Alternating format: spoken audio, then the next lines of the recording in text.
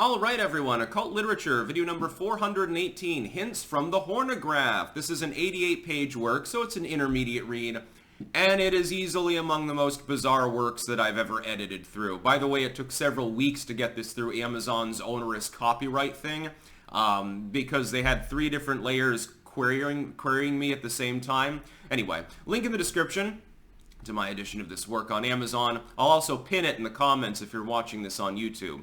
This work is effectively partially revealed writing, partially symbolic and allegory, and partially linguistic mumbo-jumbo. It's effectively kind of a prophetic revealed writing, actually. Like some of the New Age works that you get from the gobbledygook era of the early atomic era, like the 50s and 60s. Like the I Am group and stuff before that. You know how a lot of it is like word salad, and it doesn't immediately make sense? This work makes a little bit more. There is a point being made. The overall message of the work is the rise of the United States as the dominant world power and the death of the British Empire. And it goes on through and it talks, it basically attempts to draw a comparison between the era in which it was written. So we're talking, and you know, the work wasn't wrong, actually, in its symbolic prophecy. I'll get into that. Between that and between ancient Judea and things from the Bible, basically, as well as certain medieval and Renaissance era aspects with regards to certain British families, etc.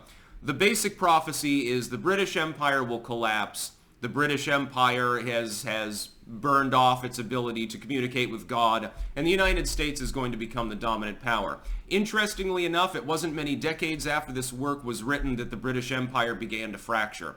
So you could say, in a way, the prophecy was fulfilled. By the way, it's been re-illustrated by Raven Feather Illustrations, of course, as usual.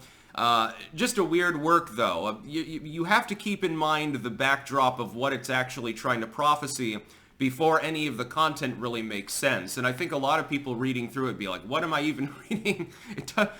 There's no sense here. But it is effectively a revealed prophetic writing. It claims to use literal divination, in the same sense as like the Book of Mormon or something like that, like the Urim and so forth, the magic rocks that let you, inscribe the Book of Mormon, and various from the original golden plates, which just happened to be translated into Old as opposed to New English, even though it was the 1800s. Well, there are people that believe it. Again, though, this work is definitely for people that are more into linguistics.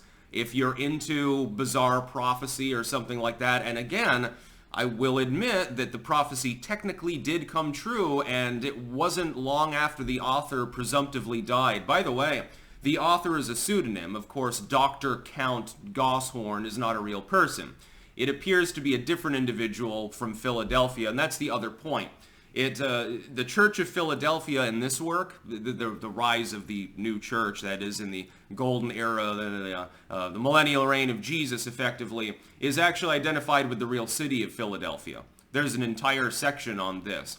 Very strange work. Highly recommended if you're into the dense, the bizarre, prophecy, stuff like that, and or you want to investigate for yourself, because again, it is kind of bizarre that it did actually come true, more or less as this prophetic work stresses that it would, and it didn't take long, then I would definitely recommend this work. Again, 88 pages, an intermediate read, link in the description, pinned at the top on YouTube.